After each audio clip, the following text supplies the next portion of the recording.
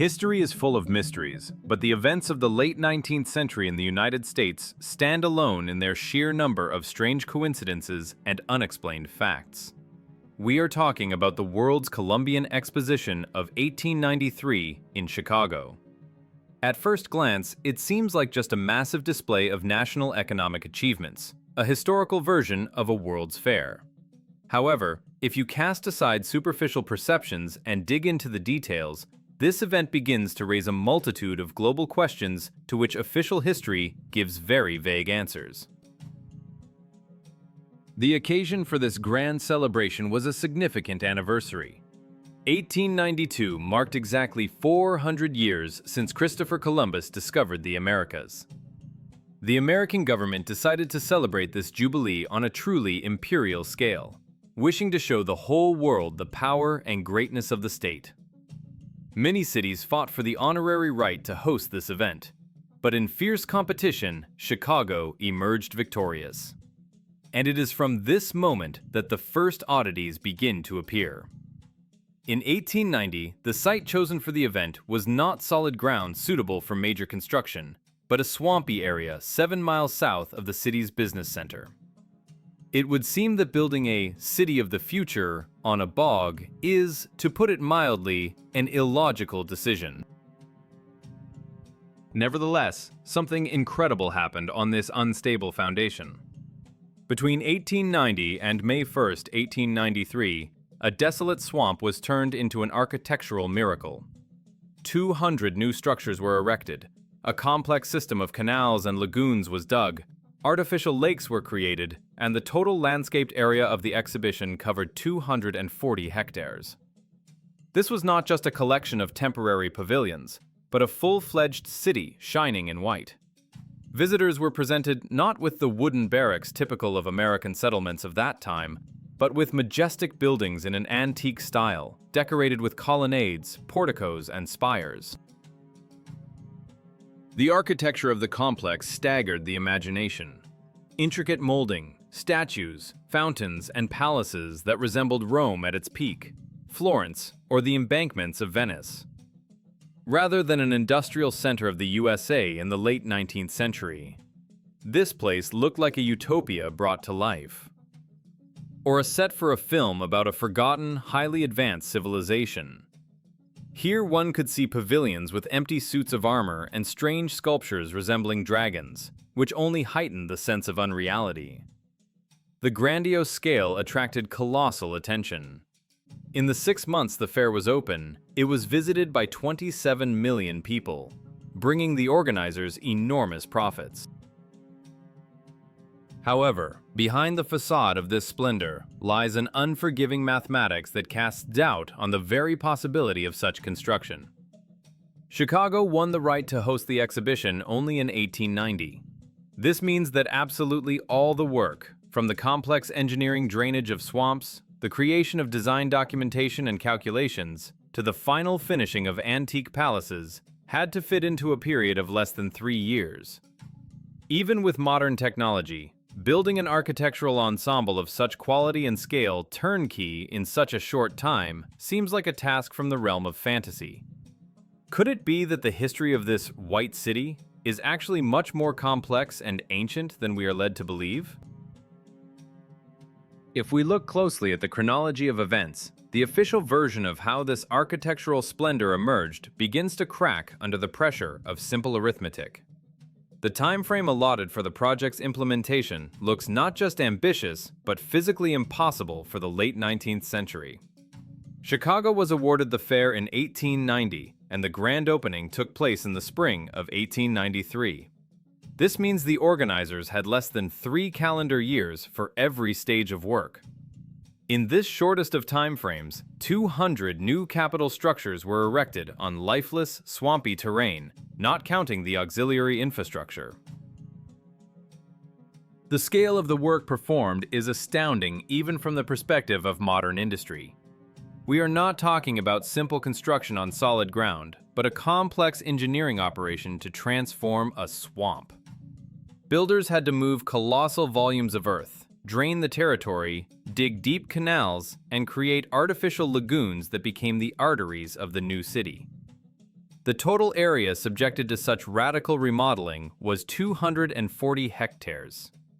Imagine the logistical nightmare. Thousands of tons of materials had to be delivered to an unequipped site, distributed, and turned into exquisite palaces, all while earthworks of such magnitude were being conducted in parallel. Furthermore, anyone familiar with construction will confirm that erecting a building begins long before a shovel hits the ground. A design phase is essential. Creating the blueprints for a single building in a complex antique style, observing all proportions and calculating loads for domes and arches, requires months of painstaking work by qualified architects and engineers.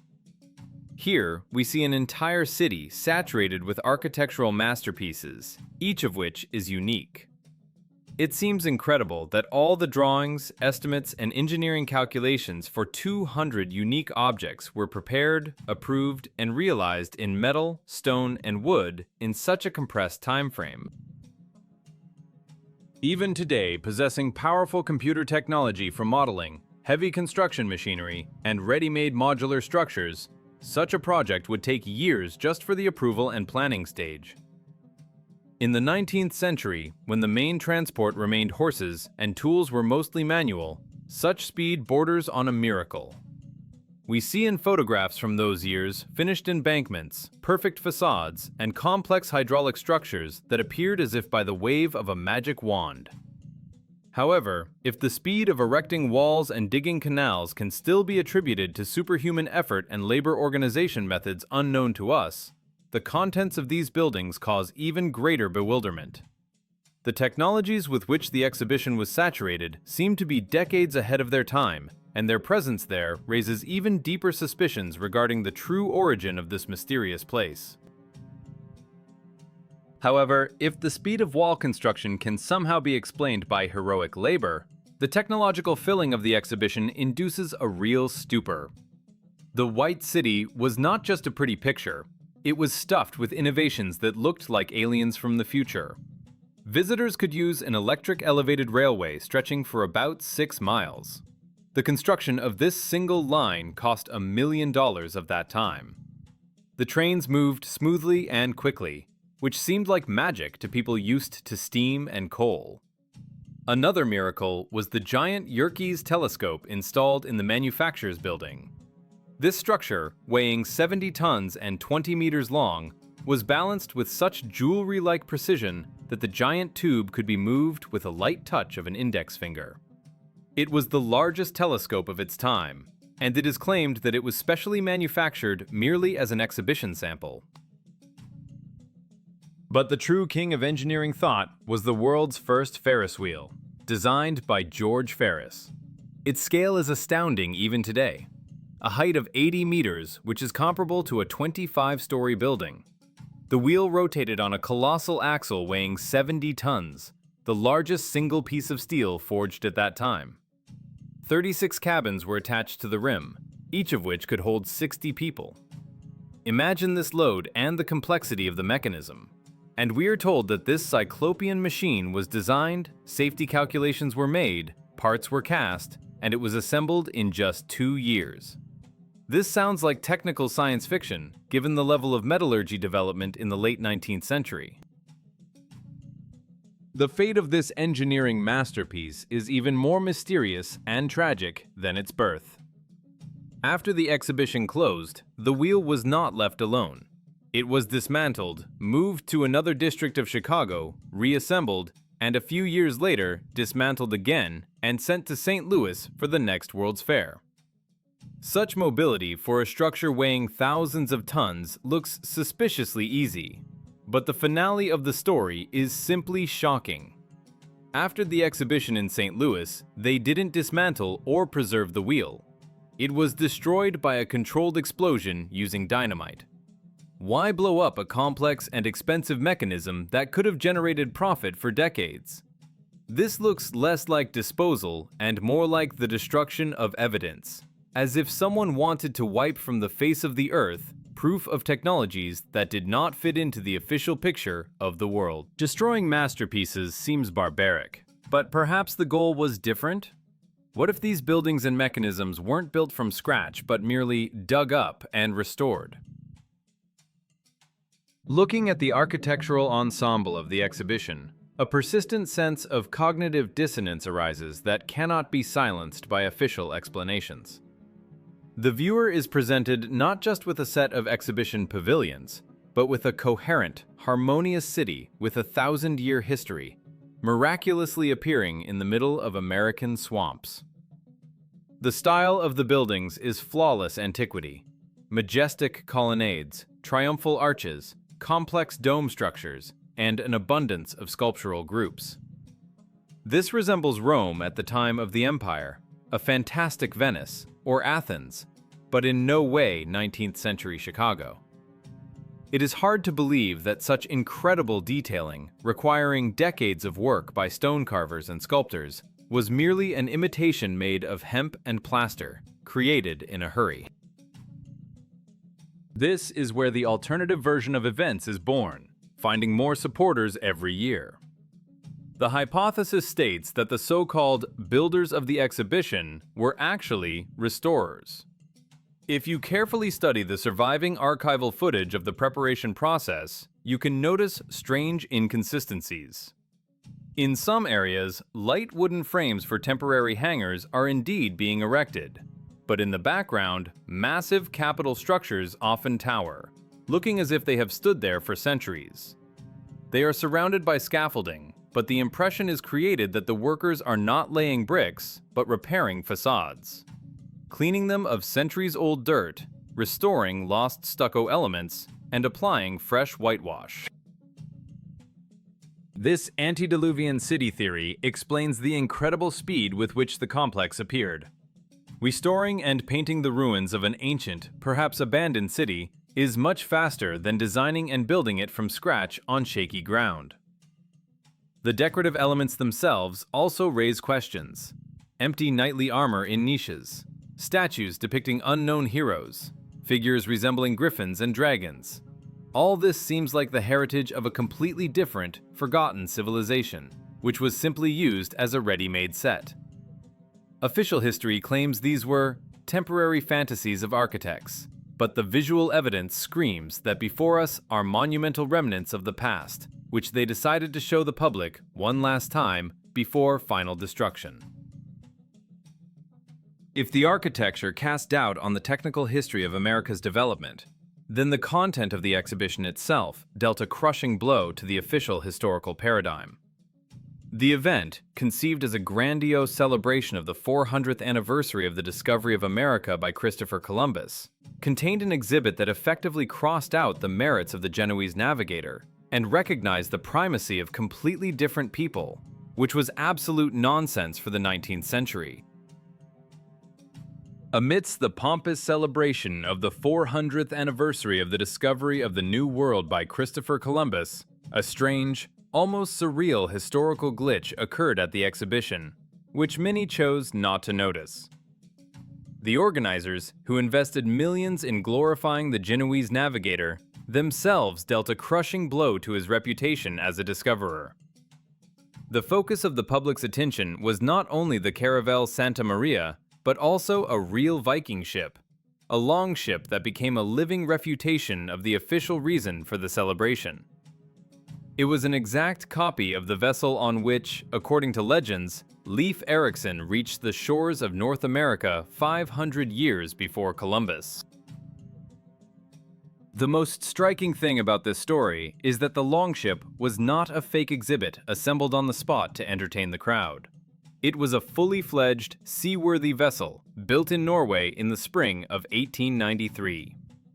The ship, captained by a team of daredevils, crossed the Atlantic Ocean, passing through storms and bad weather, first arrived in New York, and then, overcoming inland waterways, dropped anchor in Chicago.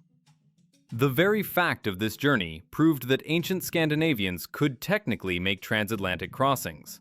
However, a deep paradox lies here. Why, at an event dedicated exclusively to Columbus, celebrate with such pomp those who take the palm of supremacy away from him? Americans and Norwegians effectively publicly admitted that the story of the discovery of America in 1492 is secondary. Moreover, this episode raises questions about the chronology of historical knowledge. In official science, it is accepted that the confirmation of the Viking presence in America became a generally recognized fact only in the second half of the 20th century, after archaeological excavations at Lonso Meadows in the 1960s. Before that, the Vinland sagas were considered by many scientists to be merely beautiful legends. But in 1893, at the end of the 19th century, at the world's largest forum, this version was presented not as a hypothesis, but as a historical given deserving of respect and recognition. Where did the organizers get such confidence in the truthfulness of the Scandinavian sagas? On what sources was their knowledge based, if material evidence was found almost a century later?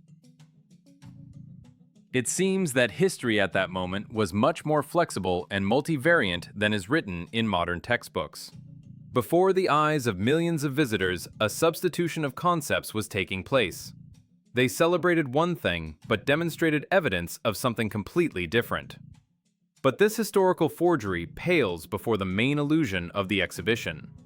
If the history of the continent's discovery turned out to be shaky, then even more unreliable was the very matter of which this shining, white city consisted.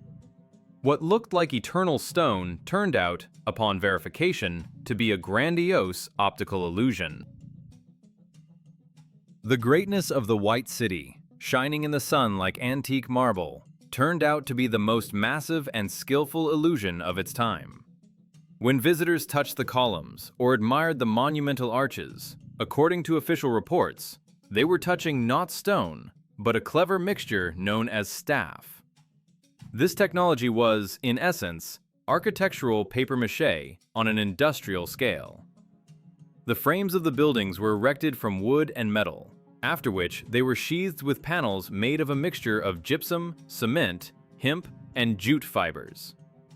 This material was cheap, easy to process, and allowed for the creation of complex molding in the shortest possible time, but its durability was calculated for exactly one season. This entire grandiose development was initially planned as a temporary set doomed to destruction. As soon as the last visitors left the exhibition grounds in October 1893, the fairy tale ended instantly. The huge complex, just yesterday full of life, music, and light, plunged into a gloomy silence. The buildings, deprived of care, stood empty, turning into a giant ghost town on the outskirts of Chicago. Instead of preserving these masterpieces or repurposing them for urban needs, they were abandoned to their fate, as if awaiting an inevitable finale. And this finale came frighteningly fast and effectively. In the summer of 1894, less than a year after closing, clouds of black smoke rose over the exhibition park. A series of fires, culminating in a grandiose firestorm in July, literally wiped the White City off the face of the earth. The fire spread with unnatural speed, jumping from pavilion to pavilion, and in just a few hours, majestic palaces turned into piles of smoking debris and ash. What was allegedly built over 2.5 years disappeared in one evening. Many researchers see this not as a tragic accident, but as a planned operation to clear the territory. Fire is the best way to hide evidence, be it technological secrets, traces of the real age of the buildings, or other inconvenient facts that should not have become public knowledge. The official investigation quickly found the culprits, attributing the disaster to careless handling of fire by squatters. It was claimed that tramps had settled in the empty pavilions, lighting fires right inside the premises to keep warm and cook food. This version satisfied everyone, but it generates an even more inconvenient question concerning the social structure of America in that period. Where, in a country that had just demonstrated its untold wealth and technological superiority to the whole world, did entire armies of homeless and destitute people come from, forced to live in the ruins of exhibition halls? Behind the glossy facade of the exhibition hid a grim reality that the organizers of the celebration tried to hide. but which eventually burned down their creation. To understand the true reasons for the destruction of the exhibition complex and the social atmosphere of that time, it is necessary to look at the figure of George Pullman, a man whose name became a symbol of both industrial progress and ruthless corporate tyranny. Pullman was not just an industrial magnate who created the famous sleeping cars that became the standard of luxury for travelers. He decided to implement an ambitious social experiment by building his own town for his corporation's employees in South Chicago. On paper, this project looked like a utopia, the embodied American dream. While most of the country's factory workers huddled in dirty barracks without amenities, the inhabitants of Pullman City lived in neat brick houses equipped with gas and plumbing. The town had its own parks, theater, library, market, and even a church. However, behind this facade of well-being lay a rigid totalitarian system, which contemporaries aptly dubbed civilized serfdom. George Pullman owned absolutely everything in this town, from the land and buildings to the sewage system and the air. Workers lived in seemingly ideal conditions, but they were completely dependent on the owner's will. Rent was inflated and automatically deducted from wages, as were bills for utilities and library use. There were the strictest rules of conduct: a ban on alcohol, a dress code, and mandatory cleanliness standards. Even the church built by the magnate stood empty, as no religious community could afford the exorbitant rent demanded by Pullman, who believed profit should be extracted from everything. The situation heated to the limit when the corporation faced a drop in orders.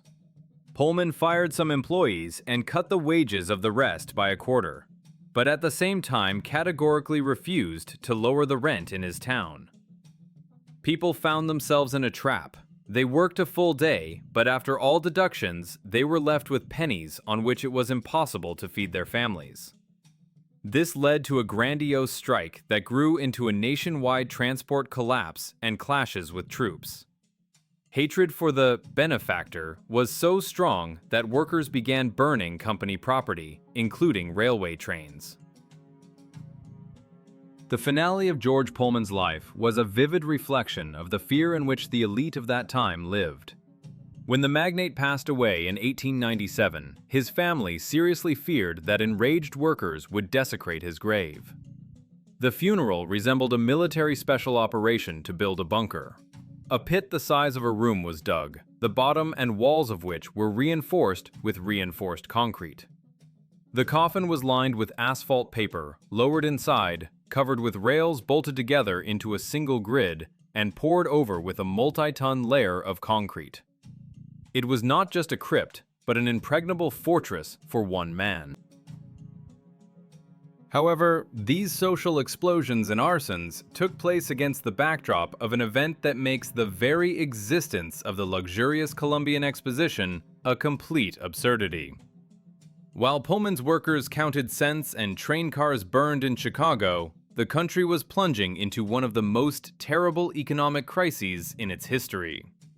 And here arises the main paradox. Where did the resources for a pompous celebration come from during a financial plague? While orchestras played and fountains launched in Chicago, the rest of the United States was plunging into one of the darkest and most hopeless eras in its history.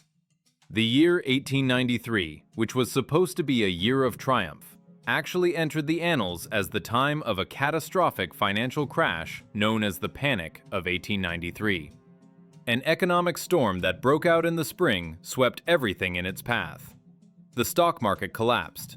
Foreign investors hastily withdrew assets, depleting the country's gold reserves, and the banking system began to crumble like a house of cards. Within months, 500 banks and about 15,000 commercial enterprises ceased to exist. The streets of American cities filled with despair. Unemployment skyrocketed. In some regions, such as New York, it reached a frightening 35%. People who just yesterday considered themselves middle class lost their homes due to the inability to pay mortgages. Free soup kitchens opened for the starving, and lines for a bowl of soup stretched for blocks. Willingness to work just for food became the new norm for thousands of Americans.